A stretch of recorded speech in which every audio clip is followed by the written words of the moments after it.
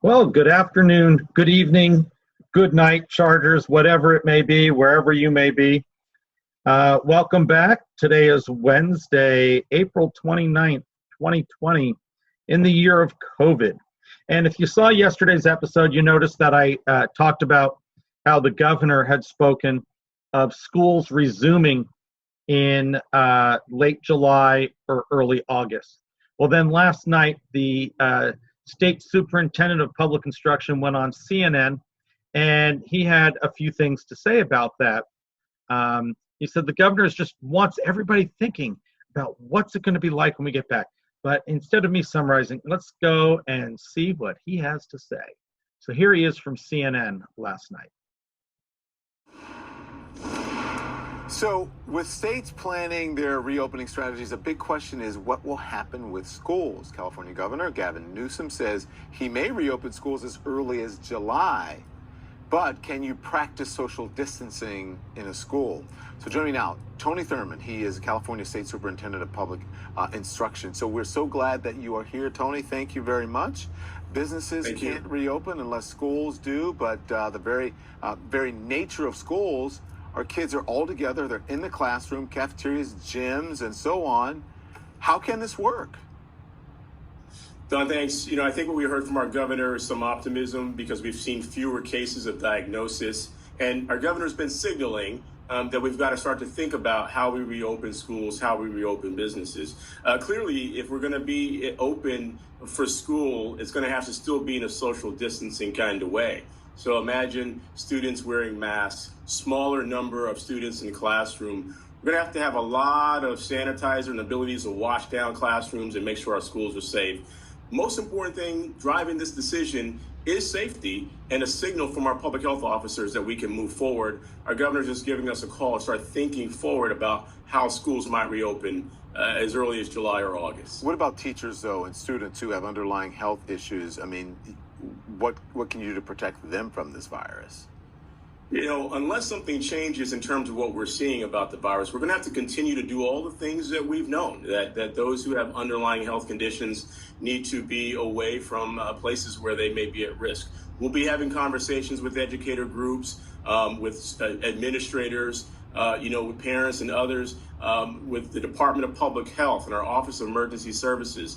Tomorrow I'll be meeting with the heads of many of those agencies. I've even convened a task force with superintendents from other states so that we can all talk about best practices as we anticipate what opening might need to be. Our first call has to be safety for our students and for the people who serve them. So what about hours? Sorry to cut you off. There's a delay here. So what about shorter school hours? Would you consider that?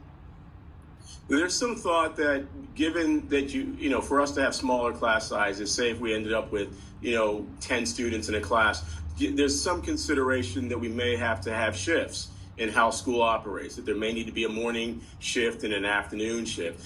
This is not easy work, right? We've got 6.2 million students who right now are all learning at home through distance learning. And I want to commend our students and their teachers and their parents for the great work that they're doing through distance learning. As we think ahead, we have to think about how we might be able to open schools safely. That means smaller class sizes, sometimes in tight spaces. So we got to give a lot of thought to how we're going to do that and how we're going to do that safely. Yeah, good luck with getting students to go back to school in California in July and August when the weather is absolutely perfect and beautiful. It is all the time, but so it's going to be tough. It's a real consideration. And I think no one expected that we'd be in this situation. These are uncharted waters. Again, I just commend our students for their resiliency. If it's not safe to return, we will continue to use social distancing and distance learning. But for the reasons that you said in some of your earlier segments tonight, we understand that we've got to look at when it's safe for businesses to reopen, when is it safe for parents to go back to work, and when is it safe for kids to go back to school, if it's in a... I got to go, Superintendent. I'm out of time. Thank you so much. We appreciate you joining us. Come back. Thanks so much, and be safe. Yeah. And thank you for watching, everyone.